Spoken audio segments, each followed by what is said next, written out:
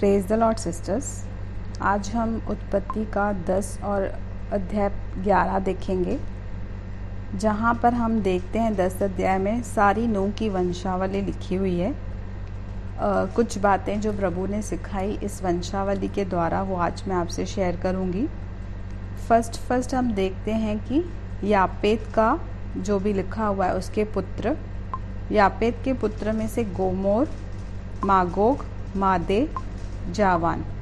अब इनमें से आज के डेज में कौन कौन से लोग निकले। गोमर में से हम देखते हैं आज यूरोपियन कंट्री में जो भी लोग रहते थे वो उनमें से आज वो उस जनरेशन से आते हैं। मागोग रशियन पीपल्स हैं। मादाई ईरान और इराक के लोग हैं। जावान ग्रीक के लोग हैं। और इसके बाद हम हाम की वंशावली देखते हैं। हाम, पूरी जो हाम से वंशावली निकली उसमें से सारे अफ्रीकन पीपल निकले। उसके बाद कूश, वो इथोपिया के लोग निकले। इसमें हम कूश में देखते हैं जो इसके वंशावली में से निम्रोद आया और 10 के 9 में लिखा हुआ है वह यहोवा के दृष्टि में पराक्रमी शिकार करने वाला ठहरा। इससे यह कहावत चली है कि निम्रोद के समान यहोवा के दृष्टि में पराक्रमी शिकार खेलने वाला। बट इसकी जब मैंने टीचिंग देखी तो ये एक्चुअली शिकार जानवरों का नहीं करता था, ये मनुष्य को ही मारता था और बहुत ही क्रूअल तरीके से मारता था। पर हम देखते हैं कि केन ने हाबिल को मारा और लेमेक ने भी एक इंसान को मारा। तो परमेश्वर ने कहा था कि हमें किसी मनुष्य को नहीं मारना है क्योंकि हमें उसके वजह से कर्स आएगा। तो ये एक्चुअली परमेश्वर की दृष्टि में रिबेलियन ठहरा, बगावत करने वाला ठहरा और मनुष्य को मारने वाला बना था। और क्रूअल, मतलब यहाँ के लोगों की बुद्धि एकदम खस गई थी और ये क्रूअल बन चुके थे। और इसके बाद हम देखते हैं कि हाम की वंशावली में मिज़रम करके आया, वो आज लीबिया, इजिप्ट और नॉर्थ अफ्रीका के लोग हैं। हम इसके बाद देखते हैं कि शेम की वंशावली। शेम के पुत्र एलाम, अश्शूर, अर्पक्षद, लूद और आराम हुए। अभी एलाम आज के पर्शियन लोग हैं, अश्शूर असरिया के लोग हैं, आराम सीरियंस हैं और अर्पक्षद जो हिब्रू लोग हैं, जो इज़राइली उनमें से निकले हैं, जो अब्राहम उनमें से निकला है वो अर्पक्षद से निकला है। और ये पूरे 10 अध्याय में वंशावली लिखी हुई है जो आज देखते हैं हम पूरे सृष्टि में, पूरे अर्थ में अलग अलग तरीके के लोग फैल गए। और 11 अध्याय में आते आते हम देखते हैं कि सारी पृथ्वी पर एक ही भाषा और एक ही बोली थी। जो लैंग्वेज आदम ने सिखाई थी वो ही लैंग्वेज इनको आती थी और सारे सृष्टि में सारी पृथ्वी पर एक ही भाषा और बोली थी। इस वजह से हम देखते हैं कि शिनार देश में लोगों ने बेबीलोन का टावर बनाना स्टार्ट किया। अब ये शिनार देश वही है जहाँ पे निम्रोद रहता था। हम उत्पत्ति 10 के 10 में देखेंगे उसके राज्य का आरंभ शिनार देश में बेबीलोन और एरेक और इक्कद और कलेन हुआ। हम देखते हैं शिनार देश जहाँ निम्रोद है वहाँ सब लोगों के मतलब इंटेंशन स्ट्रॉन्ग है, वो बहुत ही क्रूअल लोग हैं, उनकी बुद्धि बिल्कुल हट गई है परमेश्वर से और वो अपनी समझ से चल रहे हैं। और हम ये भी देखते हैं कि नूह ने जहाज़ बनाया तो उसने पूरी कंस्ट्रक्शन का काम सीख लिया था। इसके लिए उसने अपने वंशावली में लोगों को भी सारे वो कंस्ट्रक्शन के काम सिखाए और वो कंस्ट्रक्शन में इतने होशियार हो गए कि वो अपनी जगह पे परमेश्वर की जगह पे अपने आप को देखते हैं कि हम बुद्धि में इतने माहिर हो गए हैं कि हम अब इतना बड़ा टावर बनाएंगे जो परमेश्वर, जो हेवन में, जो स्वर्ग तक पहुंचेगा। मतलब इनका इंटेंशन ये था कि ये नहीं था कि हमें परमेश्वर से जाके मिलना है, बट इनका इंटेंशन वही था जैसे लूसीफर का था, शैतान का था कि मैं अपना सिंहासन परमेश्वर से ऊंचा बनाऊंगा। और इनका कंस्ट्रक्शन देखने के लिए हम देखते हैं कि परमेश्वर ऊपर से नीचे उतर के आया। और यहाँ पर जैसे आज भी लोगों ने अपनी बुद्धि चलाई है, आज भी हम देखते हैं इतने बड़े कंस्ट्रक्शंस हैं, इतनी सारी चीज़ें हैं। और जब प्रभु यीशु मसीह इस धरती पे आए तब लोगों ने अपनी ही समझ से, अपनी ही कर्मों से अपने आप को राइचस बनाया, धर्मी बनाने की कोशिश की, और अपने आप को वो कहते थे कि मैं धर्मी हूँ। इसके लिए उस समय भी प्रभु यीशु यहाँ पर नीचे उतर आया, ये दिखाने के लिए कि हम अपने कर्मों से धर्मी नहीं हो सकते।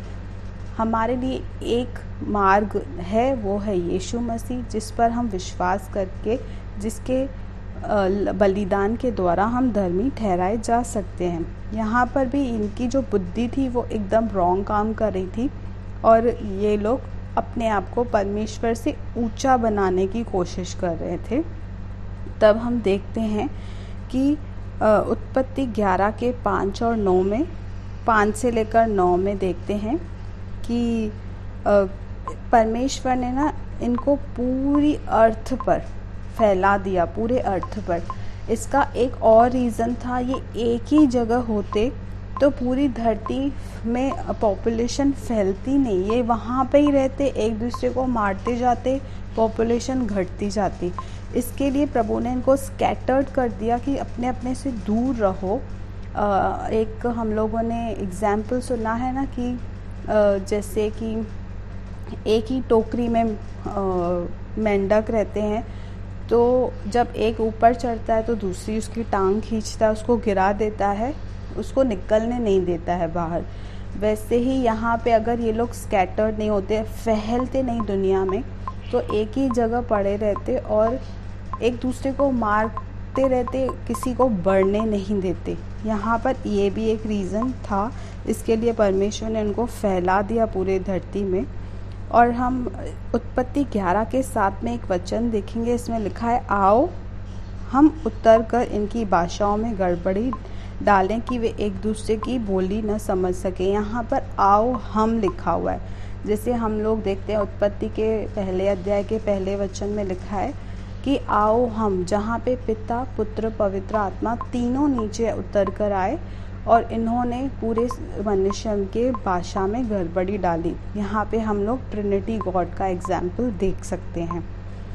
और आगे हम देखते हैं कि कैसे आदम से शेम और शेम से अब्राहम तक कैसे वंशावली फॉलो करती है, और अब्राहम तक कैसे देखते हैं कि परमेश्वर ने उसको अलग किया है। हम 11 के 31 में देखेंगे, और 13 अपना पुत्र अब्राम और अपने पोता लूत जो हारान का पुत्र था, और अपनी बहू सारे जो उसके पुत्र अब्राहम की पत्नी, इन सबों को लेकर कसदियों के ऊर नगर से निकलकर कनान के देश में चला गया। अब हम सोच सकते हैं कि ये कसदियों में से क्यों निकला और कनान देश में क्यों गया। अब कसदियों में से इसके लिए निकला क्योंकि हम इसका एग्जाम्पल देखते हैं, इसका रेफरेंस क्रॉस देखते हैं, जहाँ पे लिखा हुआ है यहोशू 24 के 2 अध्याय में।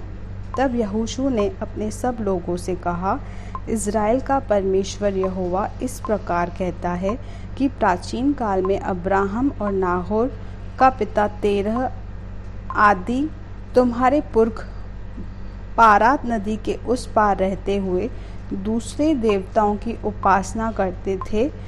यहाँ पर वो क्लियरली कहता है, जब वो कसदियों के शहर में रहता था तो वो दूसरे देवताओं को मानने लग गए थे। हम देखते हैं कि जैसे ही परमेश्वर ने सबको अलग अलग कर दिया, उनकी बुद्धि भी वैसे ही अपने अपने हिसाब से काम करने लगी, और ये लोग यहोवा परमेश्वर को भूलकर अपने अपने देवताओं को, अपने अपने बनाए हुए, हाथों से बनाए हुए देवताओं को पूजने लगे। और हम और एक वचन देखेंगे, प्रेरितों 7 का 3 से 4 लिखा हुआ है, और उससे कहा, तू अपने देश और अपने कुटुंब से निकलकर उस देश को चला जा जिसे मैं तुझे दिखाऊंगा। तब वह कसदियों के देश से निकलकर हारान में जा पहुंचा, और उसके पिता की मृत्यु के बाद परमेश्वर ने उसको वहाँ से इस देश में लाकर बसाया जिसमें अब तुम बसते हो। यहाँ पर वो एग्ज़ाम्पल बताया जा रहा है प्रेरितों के द्वारा कि कैसे अब्राहम को परमेश्वर ने कसदियों के देश से निकालकर कनान देश में बसाया। और आज हमारे लिए भी वही सिस्टम है। हम भी पहले अपनी बुद्धि से चलते थे, पर आज परमेश्वर ने हमें इस संसार से अलग कर अपने राज्य में बुलाया है और हमें वो सारी प्रॉमिसेस दी हैं जो मसीह यीशु में हाँ और आमीन से पूरी होती हैं। यहाँ पर हम पढ़ते समय ये सोच सकते हैं कि इसका मतलब क्या होगा, ये वंशावलियाँ क्यों दी गई हैं। तो हर एक वर्ड का मतलब है, कोई भी व्यर्थ में ऐसे ही वचन नहीं दिए हुए हैं। और भी वंशावली में बहुत सारी बातें हैं सीखने की। आपको अगर कोई रेवलेशन मिलती है तो आप प्लीज़ हमसे शेयर करें। प्रभु आप सबको आशीष करे।